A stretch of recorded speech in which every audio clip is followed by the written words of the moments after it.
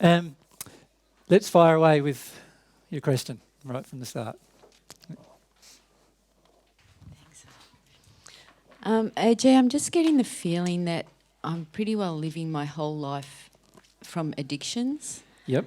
And what courage it takes to even recognise them and then to act differently to what I'm used to, been acting.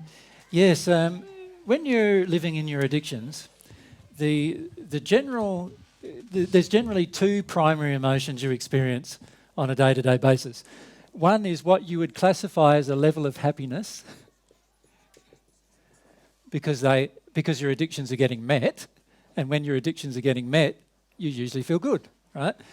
And then the other one is a severe degree of unhappiness. Usually, and you usually cycle between those two states.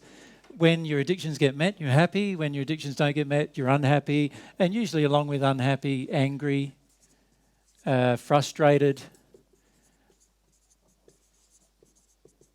annoyed, and so forth, right?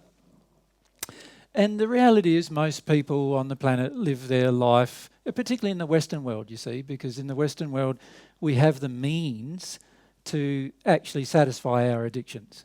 In many other parts of the world, there's not the means to satisfy your addictions very much at all. And so the addiction list in the Western world is very, very long. It can often go through over many pages when you start writing it down, whereas the addiction list in somewhere in the third world is often very short because they don't have the means to satisfy their addictions. Now, because of this cycle, we have this cycle of going between happiness, unhappiness, happiness, unhappiness. Many people, what happens is every time they feel an emotion of unhappiness, they create an action that fixes the unhappiness. So, let's say you don't like Mary, right? And Mary is the source of your unhappiness. So what you do then is you just blot her from your life. You don't see her, you don't spend any time with you don't phone her, you make sure she can't phone you, you put a bar on your phone to Mary, you put a bar on your email to Mary, put a bar on your Facebook to Mary, put a bar and basically you've cut the source of your unhappiness out of your life. That still indicates you're in heavy addiction, right? And so what happens is that people take the action to cut somebody out of their life, to prevent them from affecting their life. And the action then, the response to that is another layer of happiness. Oh, at least that person's out of my life now. I can forget about them and I can get on with my own life. And so the majority of people find themselves living in this cycle of happiness, unhappiness, happiness, unhappiness, where what they're doing is they're slowly releasing all of their unhappiness creators by taking some action that stops them from being involved in their own life. So they take an action, get rid of a little bit of the unhappiness, take another action, get rid of another person who is causing their unhappiness, take another action, get rid of another one, and eventually they end up with no unhappiness in their life. Isn't it wonderful? I have a wonderful life free of any frustration and annoyance and everything. But of course, the law of attraction is still at work. So when you're driving your car down the freeway now, you still have your frustration and you still have your annoyance and you still have some degree of unhappiness, right? Because the reality is, unless you become a hermit, it's very unlikely you're going to be able to cut every unhappiness source out of your life, right? But the majority of people do manage to cut, particularly in the Western world, we manage through the use of our money, the use of our time, the use of all the resources at our fingertips and so forth, we manage to create a life that's relatively, and put in quotations, happy, because most of our addictions are getting met. It takes a lot of sincere personal analysis to realise that that's what's going on, right? And unfortunately, most people who are now in that place where they've got most of their addictions met, they're not that happy about self-analysis either. because self-analysis causes them to go, oh, maybe I haven't got everything figured out, and that feels bad, and then there's unhappiness. So they'd much rather believe that they're in a state of happiness than any other state. So they'd much rather not analyse themselves either very much, generally. And so most of us have gotten to the point where the majority of our life is now happy, and our relationship that we currently live in is relatively happy, and our day-to-day work environment is relatively happy because we've managed to rub out all the sources of unhappiness, and that is not going to really cause us to grow in love. None of that will cause us to grow in love. When you have grown in love, you don't prevent sources of unhappiness from being involved in your life, and yet you can still remain happy. So what would cause most people to become unhappy doesn't affect you at all once you've grown in love. And you don't need any resources to prevent other people from being in your life. You don't need to bar them from your life, prevent them from your life in any way. And so this is the problem that many of us feel. We get to this point where we actually love living here. We love that. And I put love in quotations as well because it's a very facade life, but we love it because a lot of our addictions are getting met. And the reason why we love it so much is that none of our fears need to be confronted very much in our life. If we use the mic, can we have the mic back? Yeah. So would it be beneficial to put ourselves in a situation where we need to confront our fears? Well, firstly, I would have a look at how much I love my addictions, firstly. I would examine what they're actually doing and what they're actually covering. Like you can use your mind very positively examining your life, and you can examine your life quite a lot. But in the end, this addictive place, is never going to get you close to God, and it's never going to get you close to yourself. And you need at some point to see that before you'll want to change it. There has to be a reason to change. For many of us, we don't have much of a reason to change because we don't believe that we can have a relationship with God, and we don't believe that we can ever really know ourselves very well or actually be happy if we really know ourselves. And so what we do is we spend a lot of our life avoiding relationship with God, avoiding a relationship with ourselves, and as a result of that, we love this place, because this addictive place is what keeps us there. It helps us stay there. To actually get deeper into these emotions, we're going to have two loves that drive us a bit more than anything else. Two loves. The first love that will drive us and will help us through everything is our love of God. Now, of course, if we have no love of God to begin, that makes that one very difficult. Right?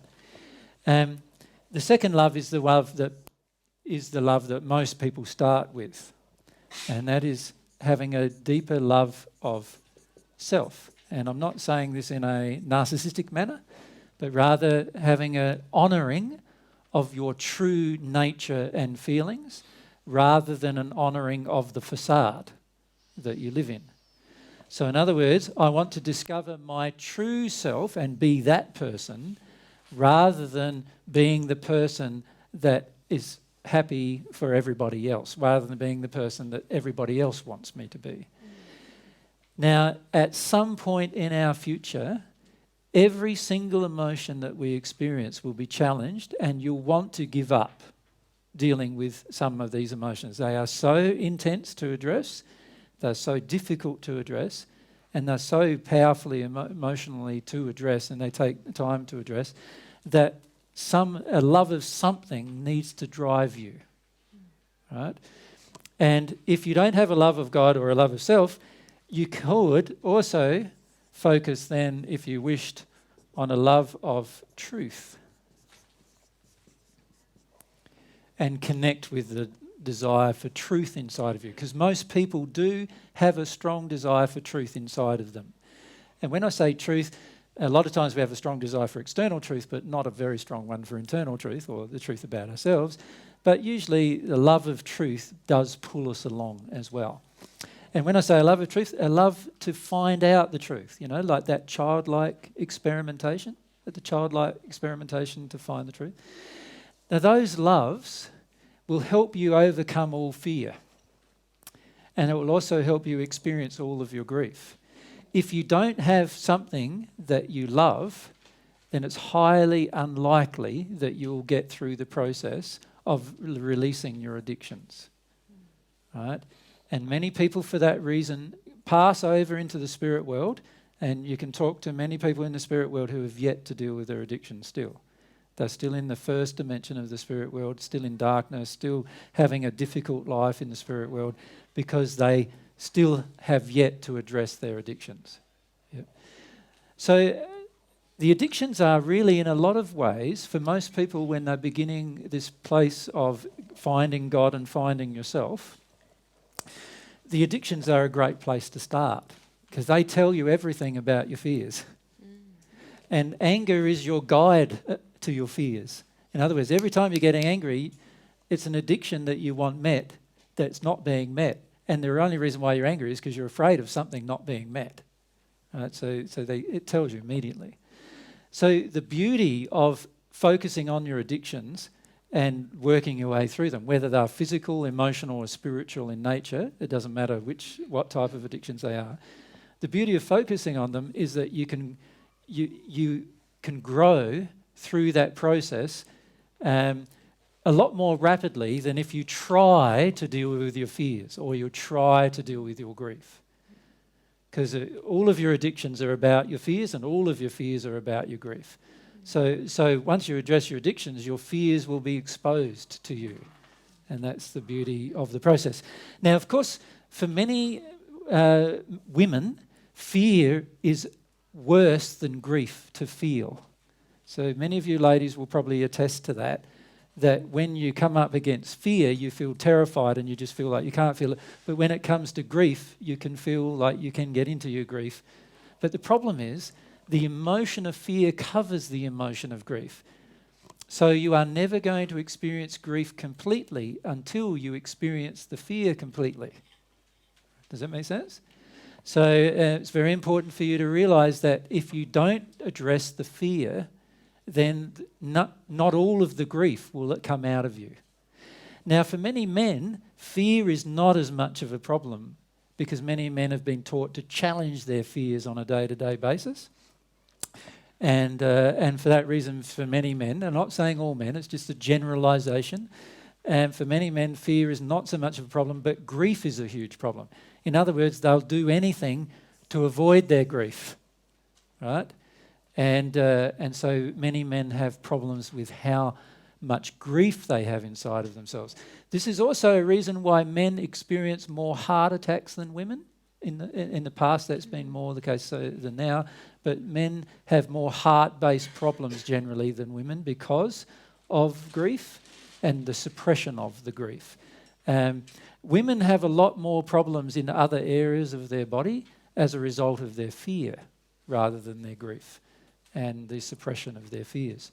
And so remember, every problem in your body is a reflection of the different problems or things that you're trying to shut down emotionally. And often and these are again generalizations, but often you can see in women they're shutting down different areas of themselves emotionally, and as a result, and many of the areas emotionally are the parts of your body that are affected by fear. For men, many of them are not so affected by fear, but more affected by grief, and as a result, those parts of their body are being shut down quite a lot emotionally. Yep. So I would, if it was me, starting right at the beginning again, right, I would start with my addictions. Okay. Yep.